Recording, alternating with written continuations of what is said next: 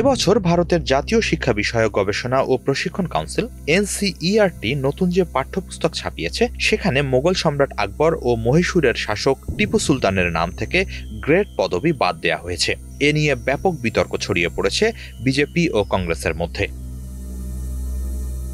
কংগ্রেস নেতাদের অভিযোগ, ক্ষমতাসীন বিজেপি সরকার নিজেদের রাজনৈতিক মতাদর্শ অনুসারে দেশের ইতিহাসকে মেলাতে গিয়ে ভারতের ইতিহাসকে বদলে দিচ্ছে।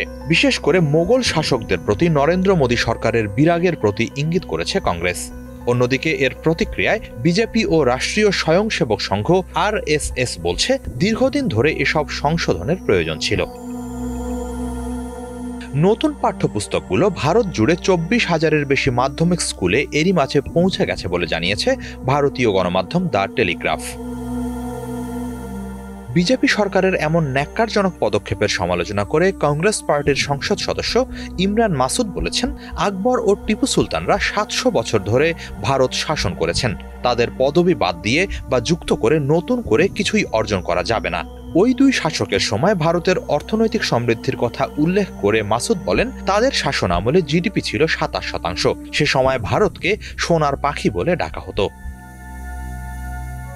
পাঠ্যপুস্তকে ইতিহাস বদলে দেওয়ার কঠোর সমালোচনা করে কংগ্রেস নেতা কে মুরালীধরন বলেছেন, আকবর ছিলেন সাম্প্রদায়িক সম্প্রীতির রাজা, আর টিপু সুলতান ইংরেজদের বিরুদ্ধে লড়াই করেছেন। সে কারণেই জীবন দিতে হয় তাকে। এই দুজনই মহান শাসক ছিলেন। তাদের প্রতি কেন্দ্রীয় সরকারের এই আচরণ একেবারেই অন্যায্য। উত্তরাখণ্ড কংগ্রেসের প্রবীণ নেতা হরিশ রাওয়াত দ্য টেলিগ্রাফকে বলেন, পাঠ্যপুস্তকে দুই শাসকের নাম থেকে গ্রেড বাদ দেওয়া বৃহত্তর পরিকল্পনার অংশ। খেয়াল রাখতে হবে বিজেপি আর কি বাদ দেয়। সুযোগ পেলে তারা আরো অনেক কিছুই বাদ দেবে। তবে এসব অভিযোগ আমলে নিচ্ছে না উগ্র হিন্দুত্ববাদী আরএসএস। তাদের নেতা সুনীল আম্বেকরের মতে, ইতিহাসের পাঠ্যপুস্তকে অনেক ইতিবাচক পরিবর্তন আনা হয়েছে। আকবর ও টিপু সুলতানের পদবি বাদ দেওয়া হয়েছে, তাদের বাদ দেওয়া হয়নি। টেলিগ্রাফের প্রতিবেদনে বলা হয়েছে, সাম্প্রতিক বছরগুলোতে ভারতে পাঠ্যপুস্তক থেকে মোগল আমল, স্বাধীনতা সংগ্রাম, সাম্প্রদায়িক বিভাজনের ইতিহাস এবং বৈজ্ঞানিক ইতিহাস সহ বিভিন্ন বিষয়ে বারবার বদলানো হচ্ছে।